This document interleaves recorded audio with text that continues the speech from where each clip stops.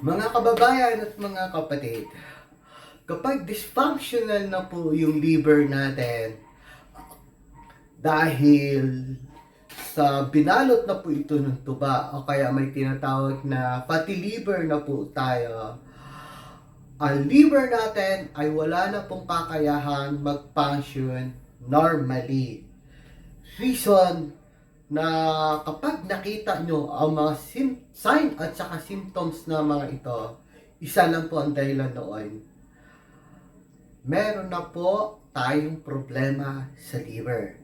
No? Una, ito yung pagkakaroon ng pagbagsak ng timbang. No? Yung unexplained weight loss. Okay?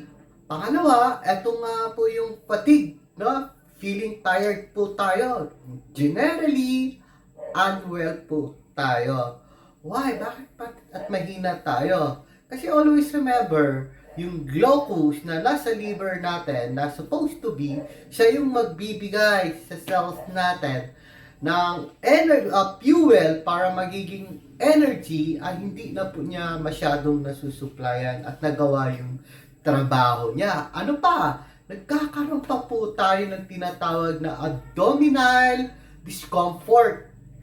Kasi, always remember this, kapag nag-build up na yung taba dito sa liver mo, other part ng liver mo, sa tissues, down doon sa pancreas, no? Ang spills over ng taba na yan, dito naman yan pupunta sa visceral adiposity, visceral organs natin.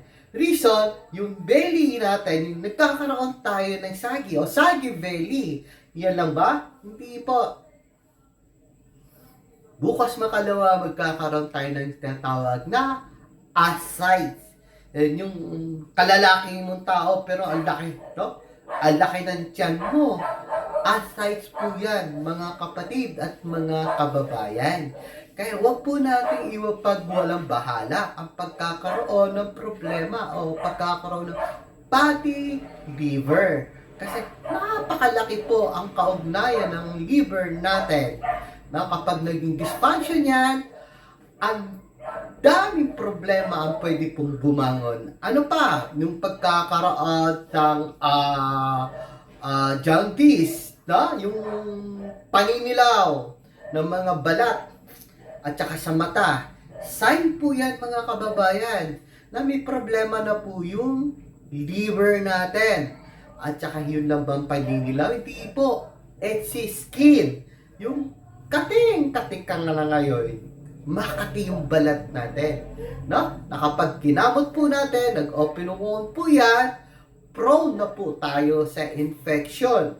Ano pa? Yung nagkakaroon tayo na swelling in the legs, at saka yung sa feet, at saka sa hands. No?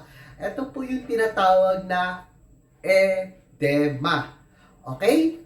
Kapag pinipress po natin siya, no, yung nagkakaroon ng pamamaga sa lower part extremities natin, pag ginanon po natin, nagkaroon ng dent, mga kababayan, hindi lang po potassium deficiency ang dahilan kung bakit meron yan, at hindi lang po heart problem at saka kidney problem ang dahilan, kundi fatty liver din po, o liver problem po ang maging sanhi nito. Ano pa? Yung pagkakaroon ng pagdurugo o bleeding sa esophagus natin, maging sa stomach natin, mga kababayan, down dito sa rectum po natin. Okay, yung nga po yung sinabi ko kanina, yung paghihina, no, loss of appetite, wala tayong ganang kumain, at minsan, no, nasusuka tayo kapag kaunting amoy lang, kaunting lang, nasusuka kaagad tayo, no? Yung shortness of breath. Ay, nako. Hirap na po tayo huminga, mga kababayan. Ano? Yun lang ba? Hindi po. Enlarge na po yung spleen natin. No? Enlarge na po yung spleen natin at magkakaroon po tayo ng tinatawag na spider-like blood vessel. Ito po yung, kala mo, spider web. Lumabas na yung dugo doon sa skin natin. Yan yung mga varicose. No? Yun po yun, mga kababayan. Okay? Ano pa?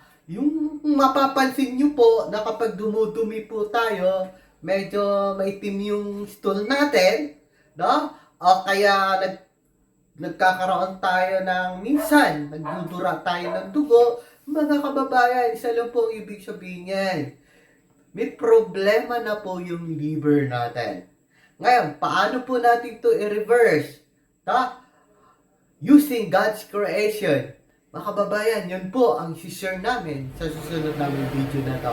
Na kapag nag-undergo tayo ng protocol magaling sa physical manipulation, na hindi lang yung fatty liver ang ma-address, pati yung insulin, sensitivity, at saka diabetes. Okay? Diabetes mellitus. Thank you so much and God bless us.